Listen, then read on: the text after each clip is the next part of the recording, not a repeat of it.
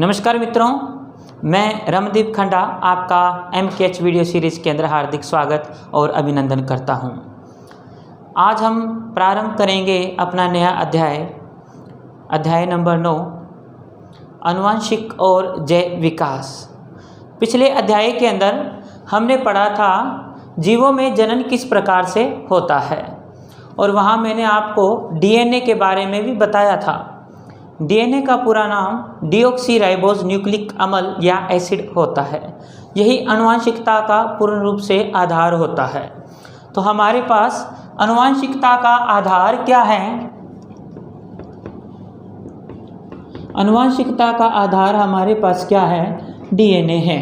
क्या है? DNA है। अब आनुवंशिकता कहते किसे हैं? आनुवंशिकता को समझने से पहले हम पढ़ेंगे वंशानुगत लक्षण के बारे में। किसको पढ़ेंगे? वंशानुगत लक्षण के बारे में। वंशानुगत लक्षण कौन से होते हैं? वंश अनुगत का मतलब होता है एक पीढ़ी से एक स्थान से दूसरे स्थान पर गमन करना। और यहाँ कौन क्या है? वंश। और क्या जा रहे हैं? लक्षण जा रहे हैं। यानी कि लक्षण जो हैं वो एक पीढ़ी से दूसरी पीढ़ी में क्या कर रहे हैं? गमन कर रहे हैं या जा रहे हैं। ऐसे लक्षण क्या कहलाते हैं? वंशानुगत लक्षण कहलाते हैं। क्या कहलाते हैं? वंशानुगत लक्षण कहलाते हैं। जो लक्षण एक पीढ़ी से दूसरी पीढ़ी में क्या करते हैं? गमन करते हैं। आपको पता है हमारी जो शक्लें हैं, हमारे जो गुण हैं, हमारे जो लक्षण हैं वो अपने मम्मी पापा या फिर दादा दादी या फिर मामा या फिर अपनी जो मौसी है उनके साथ क्या होते हैं? मेल खाते हैं या सिमिलर होते हैं उनके समान। तो ये लक्षण कहाँ से आते हैं? ये लक्षण DNA के द्वारा एक पीढ़ी से दूसरी पीढ़ी में क्या होते हैं? स्थानांतरित होते हैं। ऐसे लक्षणों को हम क्या कहते हैं? वंशानुगत लक्षण कहते हैं। कौन से लक्षण कहते हैं? वंशानुगत लक्षण कहते हैं। फिर आनुवंशिकता किसे कहते हैं? आनुवंशिकता समझिए, जीव विज्ञान की वह शाखा। कौन सी? जीव विज्ञान की वह शाखा जिसमें हम वंशानुगत लक्षणों का क्या करते हैं? अध्ययन करते हैं। क्या कहलाएगी? आनुवंशिकता कहलाएगी। क्या कहलाएगी? आनुवंशिकता कहलाएगी। अर्थात जीव विज्ञान, देखो जीव विज्ञान के अंदर हम बहुत सारे जीवों के बारे में चर्चा करते हैं। ह्यूमन के बारे में, मनुष्य के शारीरिक तंत्र के बारे में भी हम चर्चा करते हैं। अलग अलग शाखाएं हैं इसकी, अलग अलग ब्रांचेज है। कुछ ब्रांचेज के अंदर तो हम पेड़ पौधों की जो आंतरिक संरचना है उसके बारे में क्या करते हैं? चर्चा करते हैं। कुछ के अंदर मनुष्य की, और कुछ के अंदर क्या होता है? विभिन्नताओं के बारे में चर्चा करते हैं। वो सब जो शाखाएं हैं वो अलग अलग भाग हैं। तो एक ऐसा भाग क्या कहलाता है? आनुवंशिकता, जिसमें हम वंशानुगत लक्षणों का क्या करते हैं? अध्ययन करते हैं। क्या करते हैं? वंशानुगत लक्षणों का अध्ययन करते हैं। क्या कहलाती है?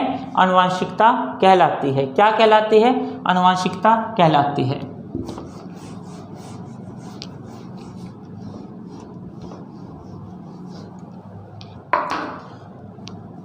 पिछले जो अध्याय के अंदर एक अपना टॉपिक था उसका नाम था विभिन्नता। वो यहाँ पर हम उसको करेंगे। पिछले चैप्टर के अंदर वो रह नहीं गया था, मैंने उसको बताया नहीं था। क्यों? क्योंकि हम उसको यहाँ पर पढ़ेंगे।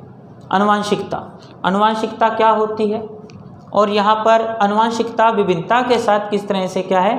अटैच है। पिछले लेसन के अंदर हमने क्या पढ़ा था? लैंगिक जनन और अलैंगिक जनन। उससे पहले हम करते हैं विभिन्नता। विभिन्नता का मतलब होता है एक जीव दूसरे जीव से क्या है? दूसरे जीव से लक्षणों में क्या रखता है? लक्षणों में अलग अलग क्या है? दिखाई देता है। अलग अलग दिखाई देता है। यही क्या कहलाती है? विभिन्नता कहलाती है। यही क्या कहलाती है? विभिन्नता या विविधता कहलाती है। विभिन्नता या विविधता कहलाती है। अब ये विभिन्नता कितने प्रकार की होती है? ये 3 प्रकार की होती है। कितने प्रकार की होती है? 3 प्रकार की होती है। सबसे पहली होती है प्रजाति विविधता। कौन सी विविधता? प्रजाति विविधता। उसके बाद है आनुवांशिक विविधता।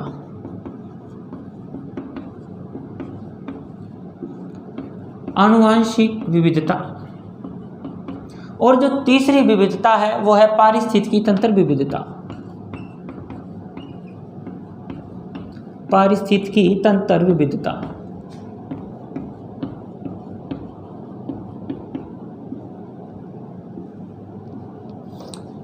प्रजाति विविधता किसे कहते हैं? प्रजाति विविधता, देखो वह विविधता या वह विभिन्नता जो दो जाति के जीवों में पाई जाती है। कितने जाति के जीवों में? दो जाति के जीवों में पाई जाती है। दो जाति के जीवों में जो विभिन्नता पाई जाती है वो कौन सी विविधता कहलाती है? प्रजाति विविधता। जैसे कुत्ता है, कुत्ता बिल्ली से अलग है, बिल्ली गाय से अलग है, गाय भेड़ से अलग है, भेड़ बकरी से अलग है। ये जो विभिन्नता है कौन सी विभिन्नता? प्रजाति विविधता।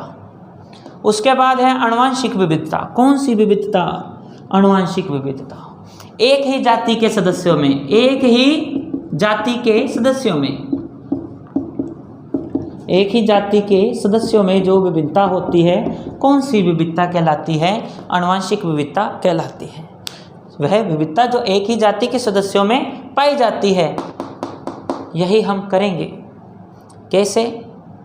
हम मनुष्य एक समान हैं, हमारी आंतरिक संरचना क्या है? समान है, लेकिन हमारे जो बाहरी गुणधर्म है, जो हमारे बाहरी गुणधर्म है, हमारी जो शक्लें हैं, हमारे बोलने का तरीका है, हमारी लंबाई है, हमारी चौड़ाई है, वो सब क्या है?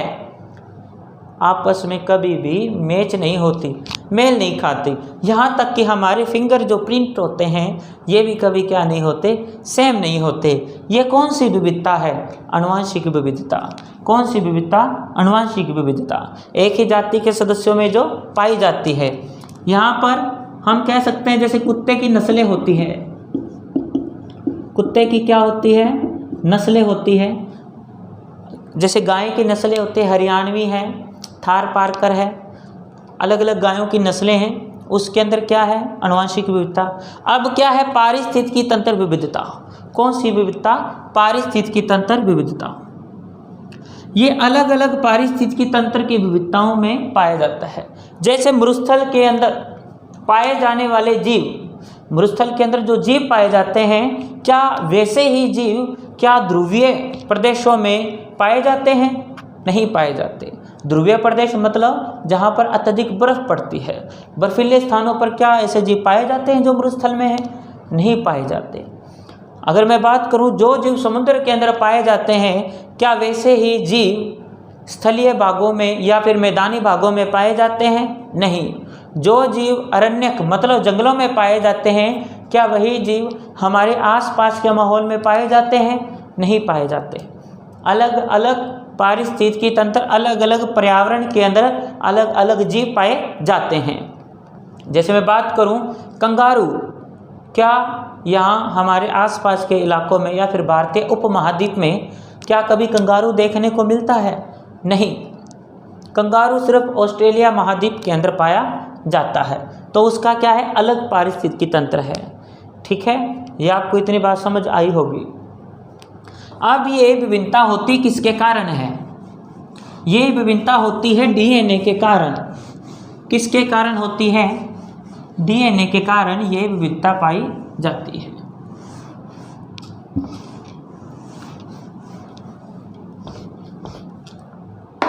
किसके कारण होती है ये विविधता?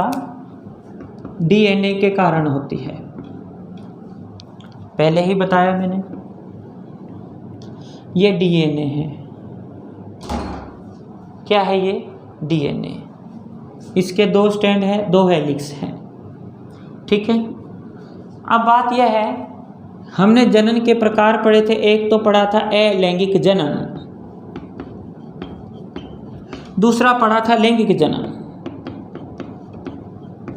दूसरा कौन सा पढ़ा था? लैंगिक जनन। लैंगिक जनन के अंदर सिर्फ मात्र एक जनक होता है।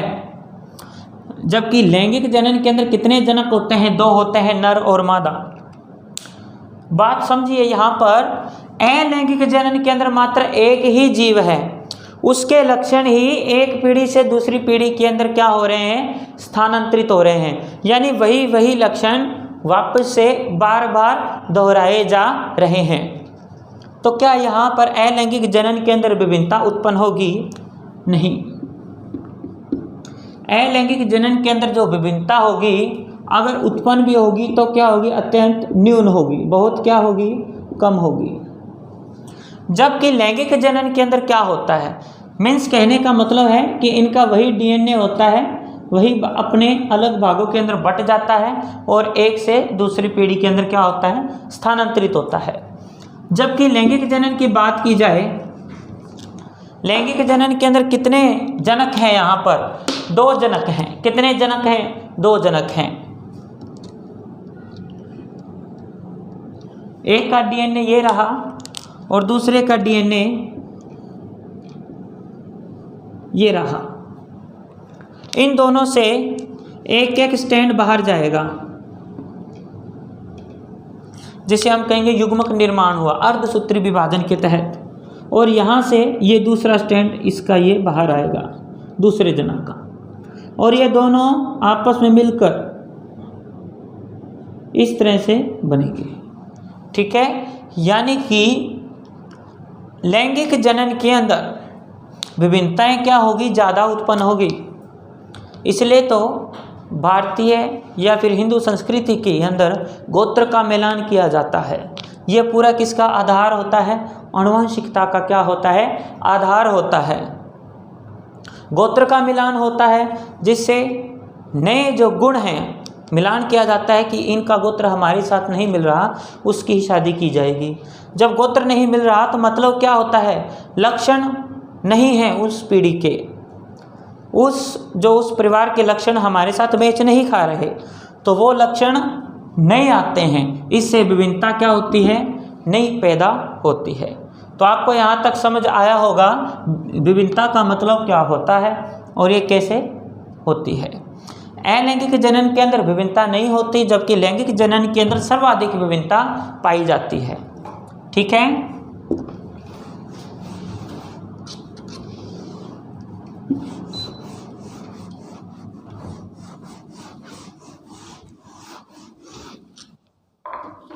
अब हम बात करते हैं डीएनए के कुछ भागों की और कुछ शब्दावली की।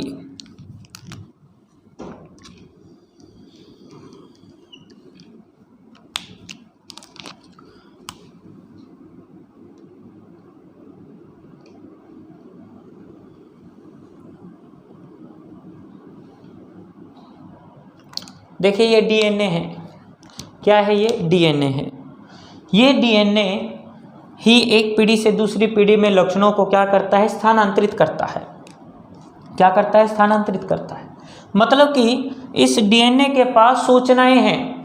ये सूचनाओं का क्या है? एक समूह है। क्या है? सूचनाओं का एक समूह है।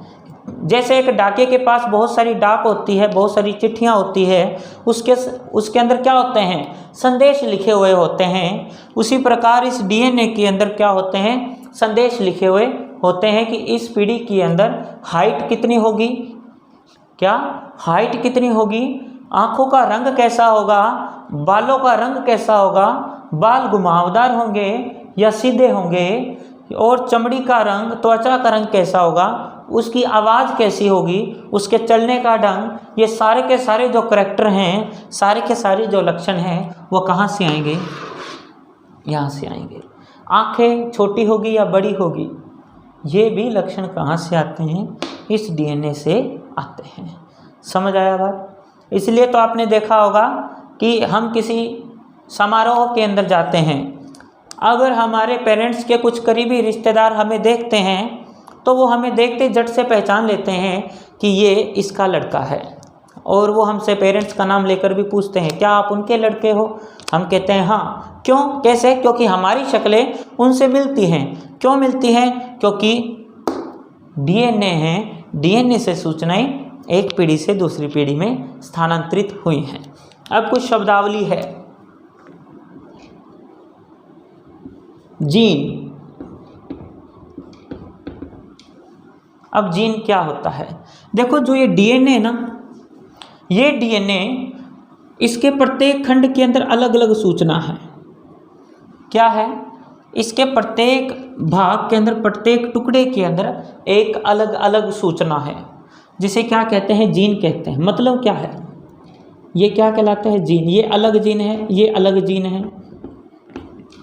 मतलब कि डीएनए पूरा जीन से मिलकर बना हुआ है, छोटे छोटे खंडों से मिलकर बना हुआ है। और ये एक जीन जो है एक लक्षण को क्या करता है? नियंत्रित करता है।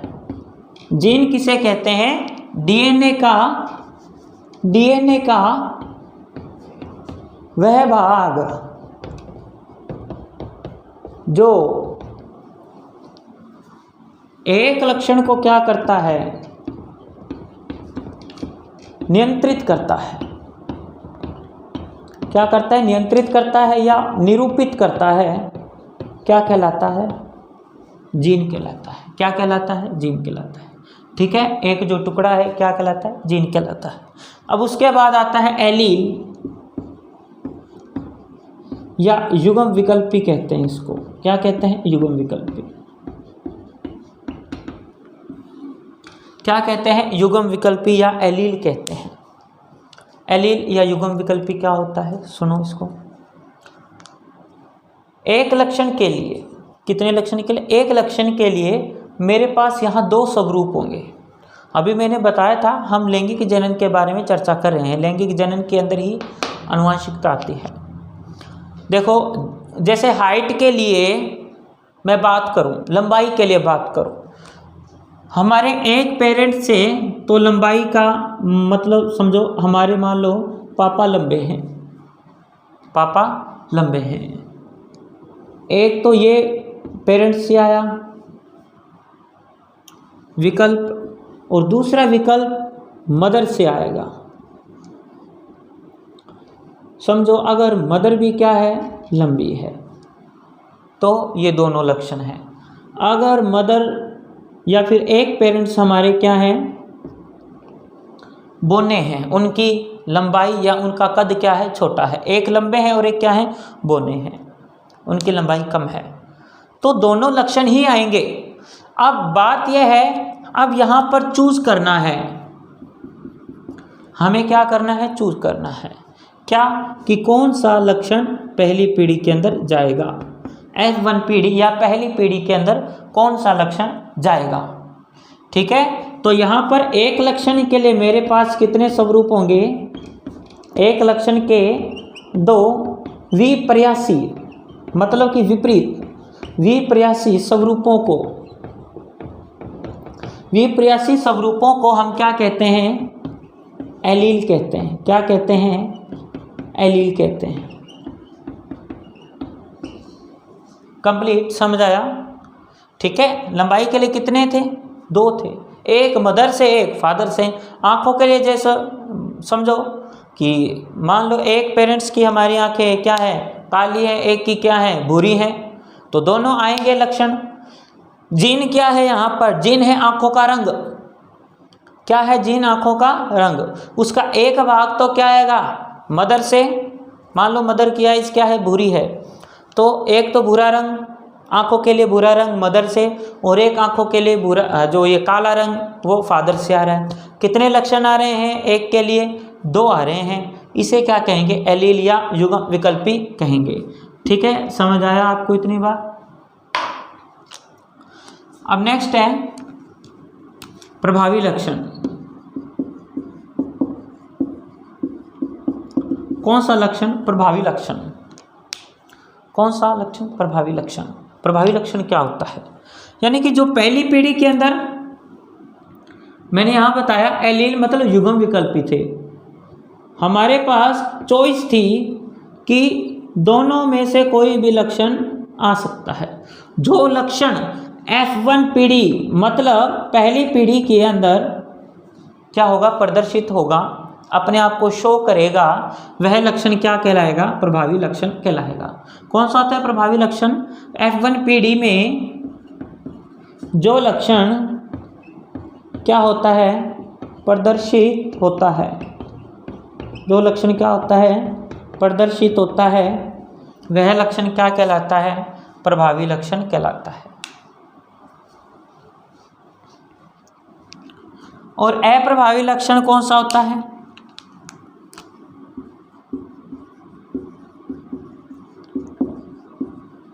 अप्रभावी लक्षण। अप्रभावी लक्षण किसे कहते हैं? वह लक्षण जो पहली पीढ़ी के अंदर प्रदर्शित नहीं हुआ। मतलब कि अभी मैंने बताया एक की आइज़ कितनी थी, ब्लैक थी, और एक की आइज़ क्या है, ब्राउन है। तो यहाँ से एक की आइज़ ब्राउन है और एक की आइज़ क्या है, ब्लैक है। तो पहली पीढ़ी के अंदर जो लक्षण प्रदर्शित होगा, मतलब समझो अगर उसकी आंखें, काली आंखें होगी बच्चे की, तो हम कहेंगे यहाँ पर काली आंखें बुरी आंखों पर क्या है, प्रभावी है। काली आंखें बुरी आंखों पर क्या है, प्रभावी है। जबकि भूरापन क्या है, बुरी आंखें क्या हैं, अप्रभावी हैं। क्या है, अप्रभावी। अप्रभावी लक्षण किसे कहते हैं? जो लक्षण F1 पीढ़ी में क्या ना हो, प्रदर्शित न हो, वो लक्षण क्या कहलाता है, अप्रभावी लक्षण कहलाता है। कौन सा लक्षण कहलाता है, अप्रभावी लक्षण कहलाता है। इतनी बात आपको समझ आ गई होगी, ठीक है।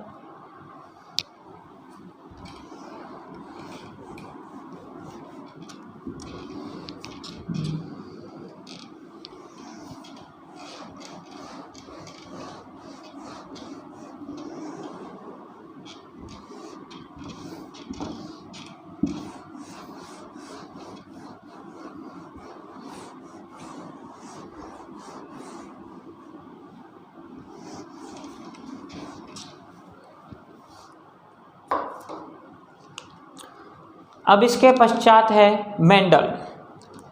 मेंडल के नियम। क्या है मेंडल के नियम?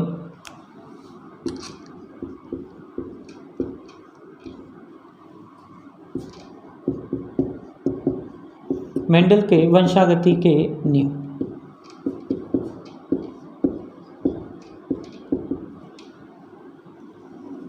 मेंडल के वंशागति के नियम। मेंडल क्या था, सबसे पहले इसके बारे में थोड़ा पढ़ लेते हैं। मेंडल ऑस्ट्रिया के, एक देश है ऑस्ट्रिया, ऑस्ट्रेलिया नहीं, ऑस्ट्रिया। ऑस्ट्रिया के चर्च में एक पादरी का काम करते थे। जैसे अपने यहाँ मंदिर वगैरह के अंदर पंडित होते हैं, वैसे ही चर्च के अंदर जो पादरी होते हैं वो क्या थे, मेंडल साहब थे। मेंडल ने क्या कहा, जो मेंडल उस जो चर्च के अंदर बागवानी करने का शौक़ रखते थे, और उन्होंने वहाँ पर अपने बाग के अंदर कौन से पौधे उगाए हुए थे, मटर के पौधे उगाए हुए थे। कौन से पौधे, मटर के पौधे उगाए हुए थे, ठीक है। और इन्होंने इस मटर के पौधों पर संकरण करवाए। क्या करवाया, संकरण करवाया। क्या करवाया, संकरण करवाया। अब आप कहोगे सर ये संकरण क्या होता है, संकरण किसे कहते हैं? पिछले अध्याय के अंदर मैंने आपको कुछ पता लगा होगा, पुष्प के बारे में बताया था। ये क्या होते हैं, परागकोश। परागकोश में से क्या निकलते हैं, परागकण, पोलन ग्रेन्स निकलते हैं। तो ये संकरण कैसे करवाया जाता है, यहाँ से परागकणों को निकाल कर यहाँ पर छिड़क दिया जाता है, और फिर बाद में इसको क्या किया जाता है, पॉलीथीन से बांध दिया जाता है। यह विधि क्या कहलाती है, संकरण कहलाती है। क्या कहलाती है, संकरण कहलाती है। सबसे पहले वांछित लक्षणों के पौधों का चयन किया जाता है कि हमें ये वाला पौधा लेना है, और उस पौधे के फिर क्या निकाले जाते हैं, परागकण। परागकण निकाल के फिर इस पुष्प की वर्तिकाग्र पर क्या किए जाते हैं, छिड़क दिए जाते हैं। फिर यहाँ पर परागनलिका का निर्माण और बीज बनते हैं। फिर वो बीजों को क्या किया जाता है, बो दिया जाता है।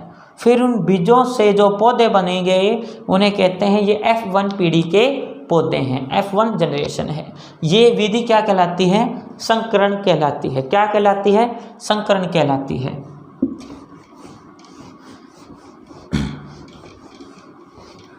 अब मटर के पौधों पर क्या करवाया उसने? संकरण करवाया।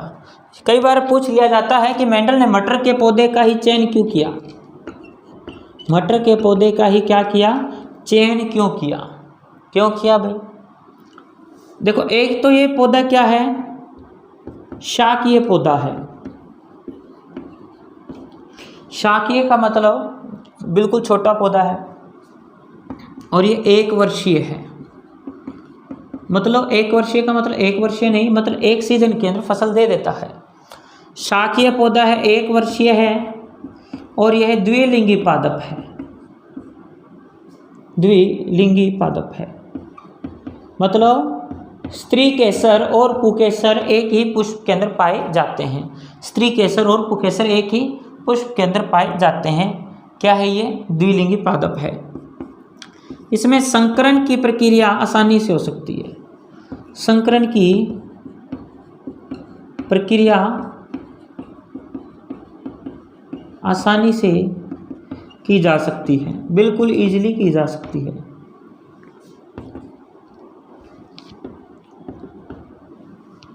और यहाँ पर एक संकरण के पश्चात जो F1 पीढ़ी या इसकी आगे की जो पीढ़ियाँ हैं उन्हें प्राप्त होने में समय ज़्यादा नहीं लगता। उन्हें प्राप्त करने में समय अधिक नहीं लगता, अधिक नहीं लगता। जैसे मैंने 1 वर्ष लिखाया वही ये है। मतलब कि हमने संकलन करवाया, उससे जो बीज प्राप्त हुए, बीज को बो दिया तो वो अपने को कुछ ही टाइम के बाद उसके परिणाम प्राप्त हो जाएंगे। कुछ ही समय के पश्चात क्या हो जाएंगे? परिणाम प्राप्त हो जाएंगे। ठीक है, हमें वेट नहीं करना पड़ेगा ज़्यादा। और मटर के पौधे में विपुंसन की प्रक्रिया आसानी से की जा सकती है। विपुंसन की प्रक्रिया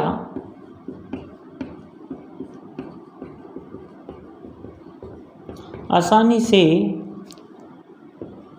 की जा सकती है। आसानी से की जा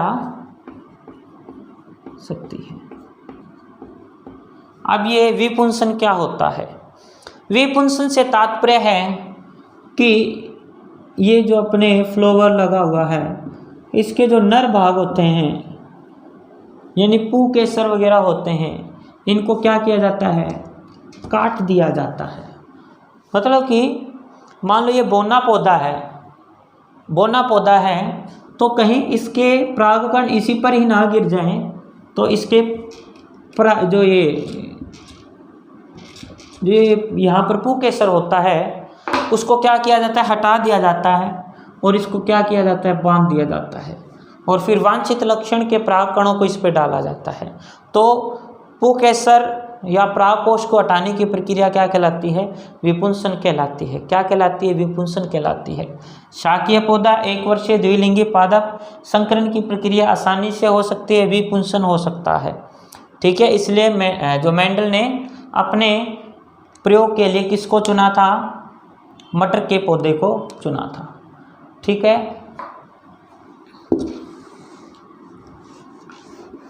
अब पूछा जाता है मेंडलवाद क्या है? कई बार क्वेश्चन आता है, क्या मेंडलवाद क्या है या किसे कहते हैं? मेंडलवाद किसे कहते हैं? कि मेंडल द्वारा प्रतिपादित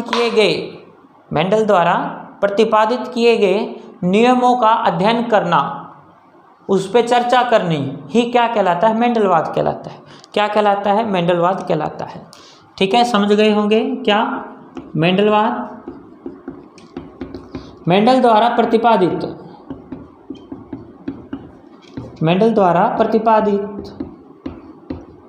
आनुवंशिकता के या वंशागति के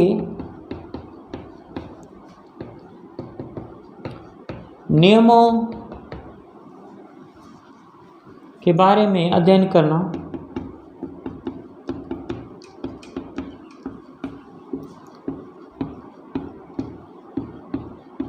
क्या कहलाता है? मेंडलवाद कहलाता है, मेंडलवाद कहलाता है।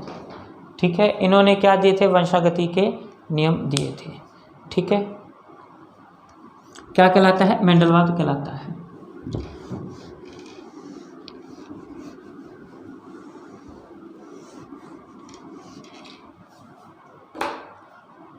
अब मेंडल के नियमों की क्या हुई पूर्ण खोज?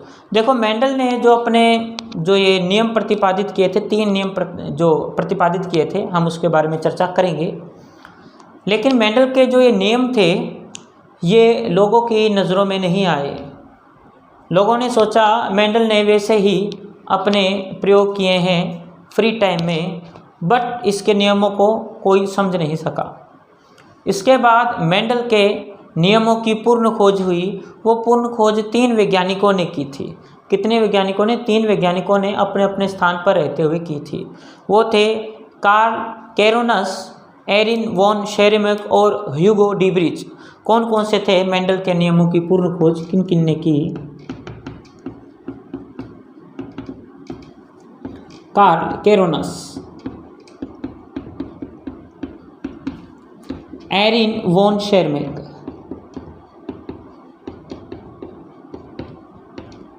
और ह्यूगो डीब्रिज।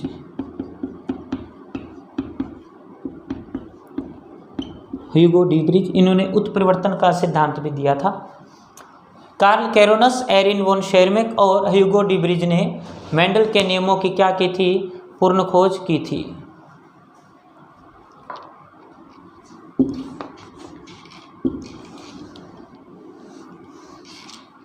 जी मित्रों, आशा करता हूँ आज का टॉपिक आपको समझ आया होगा। कल हम पढ़ेंगे मेंडल के नियमों के बारे में, विस्तार पूर्वक से अध्ययन करेंगे। ठीक है, धन्यवाद।